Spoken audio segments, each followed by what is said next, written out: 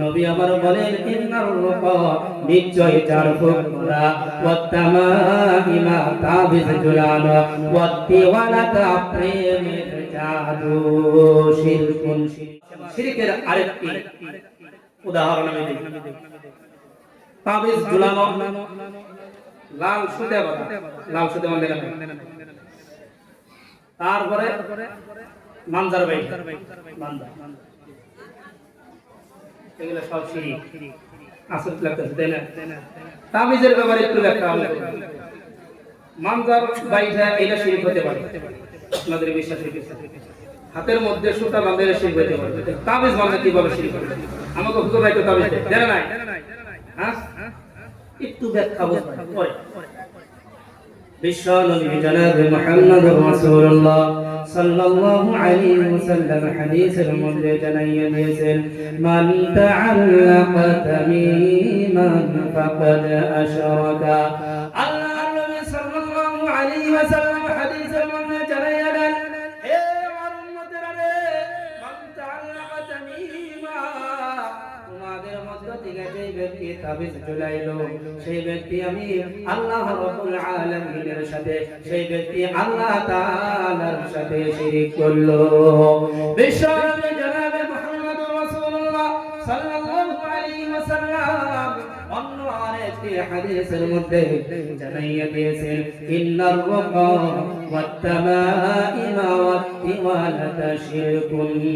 নবী আমার বলেন ইন্নার রুকা নিশ্চয় চারফুক করা ওয়াত্তামাইমা তাবিজ ঝুলানো ওয়াত্তিওয়ালাতা প্রেমের জাদু শিরকুন শিরিক। কয়টা বস্তু শিরিক বলে? জারফ শিরিক, ওয়াত্তামাইম তাবিজ ঝুলানো শিরিক, ওয়াত্তিওয়ালা প্রেমের জাদু। প্রেমের জাদু করে না? ওই হুজুর গো আমি 10 বছর ধরে ভালোবাসি হুজুর, তারে ছাড়া আমি থাকতে পারবো না। ও হুজুর একটা তাবিজ যদি জানুন আমারে দেন। আমার কাছে একজন ব্যক্তি একদিন এসে বলতেছে হুজুর গো শুনছি হুজুররা বেলাই করে দোয়া জানে। আমি বললাম কে বললো তোমারে হুজুর ভাই দোয়া জানে? বলে হুজুর গো আমরা শুনছি। বলে হুজুর গো আমার একটা মাল পটা নিয়ে দোয়া শিখাইয়া দেন। আমি তারে কইছি ঠিক আছে করেন, মাল পটা নিয়ে দোয়া আমি শিখাইতেছি। তোমার 40 দিন পর্যন্ত লাগাতার তাহাজ্জুদ করতে হবে। 5 জায়গা নামাজ একদিনও কামাই দেওয়া যাবে না। একদিন যদি কামাই যায় তোমার মাল পড়বে না। বলে হুজুর গো আমার আর এই মাল পটা লাগবে না।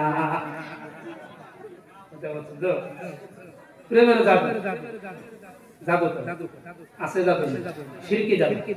এবার তাবিজের কথা বললাম, যেহেতু তাবিজ শিরক, এই ব্যাপারে একটু বুঝুন। আপনাদের মনের মধ্যে একটা প্রশ্ন আসতেছে এটা কোন ধরনের কথা বলবো? তাবিজ দেওয়া শিরক, জাদু শিরক। এই তাবিজ বলতে কোন তাবিজকে বোঝানো হয়েছে? মিশকাত শরীফের হাদিসের মধ্যে এসেছে, হাসিয়া বলা হয়। হাদিসের সাইডে কিছু ব্যাখ্যা লেখা, ব্যাখ্যার মধ্যে লেখা তাবিজ বলতে ওইগুলো তাবিজ যে তাবিজের মধ্যে শিরকি কালিমা থাকে। কি থাকে? কুফরি কালিমা থাকে। ডর ডর ডর যদি ডর না যাস মহাদেবের মাথা খাস। কথা বলছেন তো? ডর ডর ডর যদি ডর না যাস মহাদেবের মাথা খাস, এগুলো শিরকি কালিমা। এই শিরকি কালিমা দিয়ে যদি আপনি জাদু করেন তাহলে এটা হবে শিরক। কুফরি কালিমা দিয়া জাদু করলে শিরক। তাবিজের মধ্যে যদি কুফরি কালিমা লেখা থাকে এই ডর ডর ডর মহাডর যদি ডর না যাস মহাদেবের মাথা খাস, এটা লেখা থাকলে শিরক। কিন্তু যদি কোরআনের আয়াত আসমাউল হুসনা থাকে তাবিজের মধ্যে তাহলে এটা শিরক না।